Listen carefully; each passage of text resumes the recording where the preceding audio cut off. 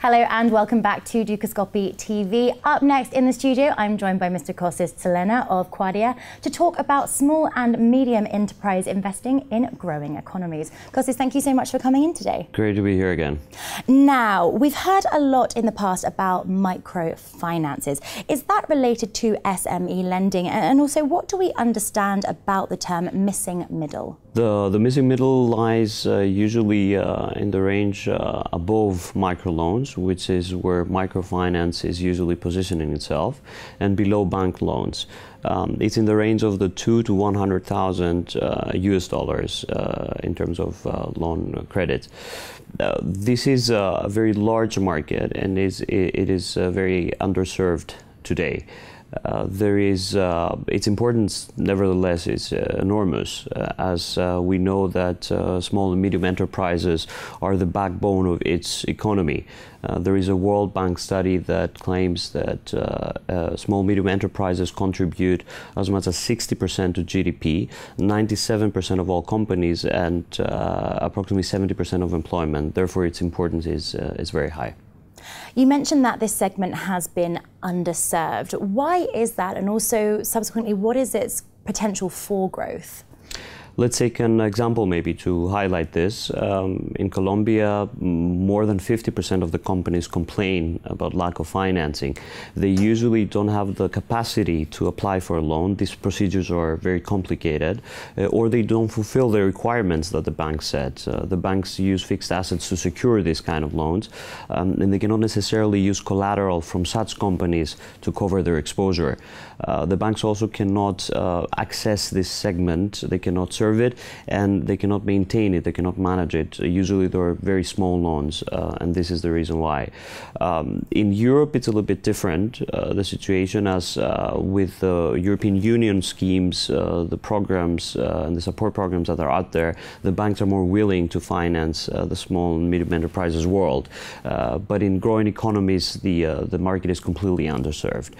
The growth potential, nevertheless, is vast. There are already analysts that are talking about an 800 billion US dollar market cap. Therefore, this is the area that we need to focus on going forward in the next decade. How then is Quadia invested into the space?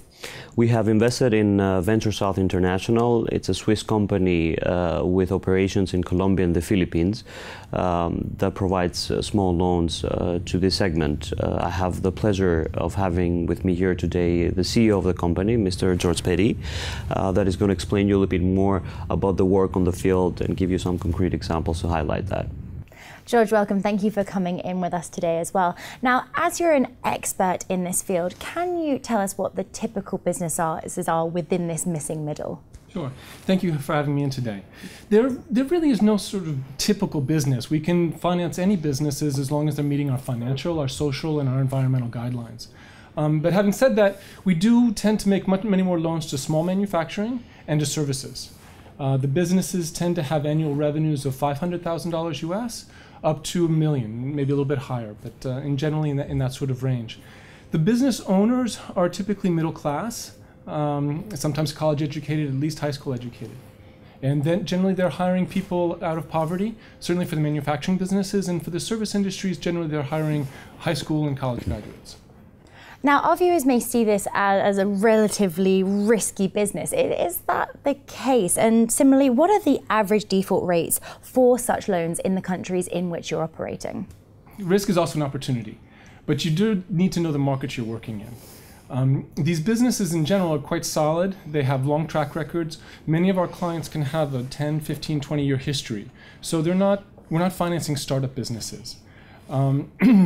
These are, in terms of our default rates, our write-off rates, we're writing off, I think it's an average of 1.2% of our loans right now historically over the last 5-6 years. So the risk really can be very well managed. George, are you able to give us a real example of a sample client within your portfolio then? Sure, there's tons of them, but just yesterday by coincidence I was speaking with my partner in the Philippines and was telling me about a client who has just come in for her 26th loan over the last 3 years. She makes decorative boxes and she sells them into the United States and to Japan. Like many of our clients, she'll receive a purchase order. So purchase orders will come in for $20,000, $30,000, $50,000, and they need financing to get their to get their working capital, to buy the raw materials, and to pay their employees for the next 3-4 months until they're paid for by their buyers. And that's where we come in. We provide that financing, that short-term financing, to do that. And so we've made, as I say, 26 loans over these past few years. She's had a cumulative $160,000 of loans for us, and we have many, many borrowers from that. She started off in her garage, and now she's just recently moved into a new home, and then separately a separate manufacturing facility. She's got, I think she's grown from 12 employees to up to 30. So that's we have many, many cases like that. George, Kostis, thank you so much for coming in and sharing these stories with us. Thank you very much. A pleasure. Thanks for having us. That's all we've got time for right now, but I'll be back shortly with another exclusive interview for you. For now, though, it's goodbye.